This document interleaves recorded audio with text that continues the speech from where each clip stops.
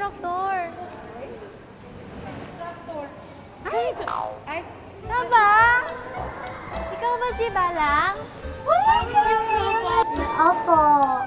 Oh, ikaw pala yung sikat. Ikaw yung napapanood ko. Opo. 72 million views, 900,000 shares.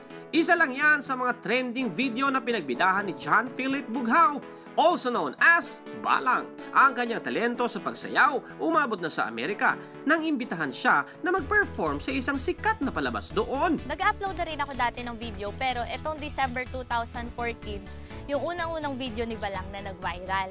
Tapos yun, nagtuloy-tuloy na yung lahat, at yun, lahat yun nakakagulat, hindi namin in-expect na mangyayari lahat ng yun.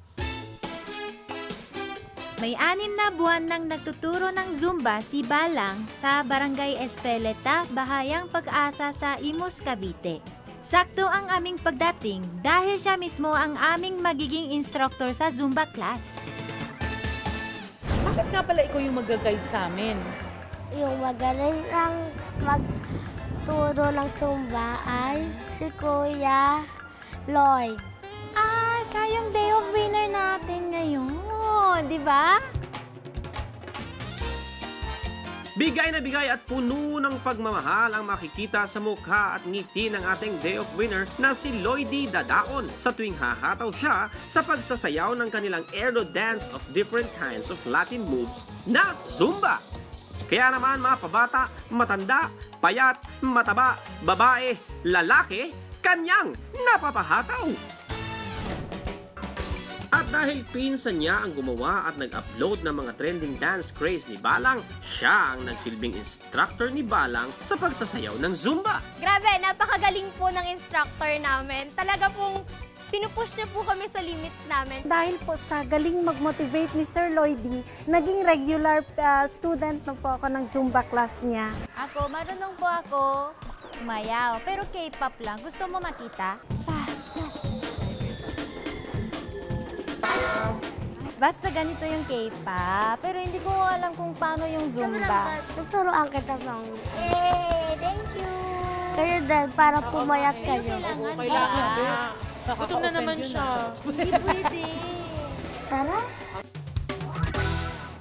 1990s nang pinasikat ng Zumba ng isang Colombian dancer and choreographer na si Alberto Beto Perez. Ito ay isang dance fitness program para sa mga mahilig sumayaw at mag-exercise at the same time. Tinatayang 15 million na katao ang umattend ng Zumba classes kada linggo sa mahigit na 200,000 locations sa 180 na bansa. Ang Pilipinas hindi nagpatalbog sa paggiling. Last July 19, 2015, more than 12,000 participants from Mandaluyong City ang sumali para makuha ang Guinness World Record sa largest Zumba class.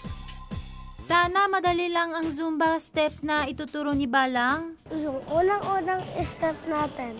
1, 2, 3, 4. Yung isang step natin. 1, 2, 3, Pa-cute. 1. Aba, parang caring-caring naman pala gayahin. Yung isang step natin ay 1. Ay, Hala, grabe naman. Ang hirap naman. kayang-kaya ko yan.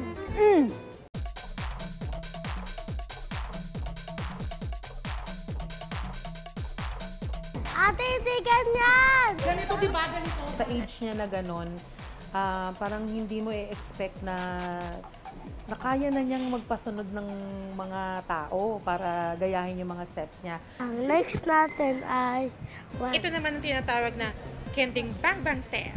Parang babaril yung Ay, barel. 1. Never ko pa nag-try yung Zumba. So, excited ako. Pang first step natin. 1, 2, 1, 2, 1, 2, 1, 2.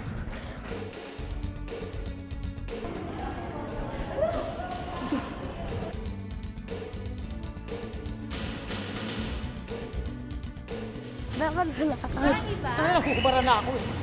Hindi ko kaya yung utak ko.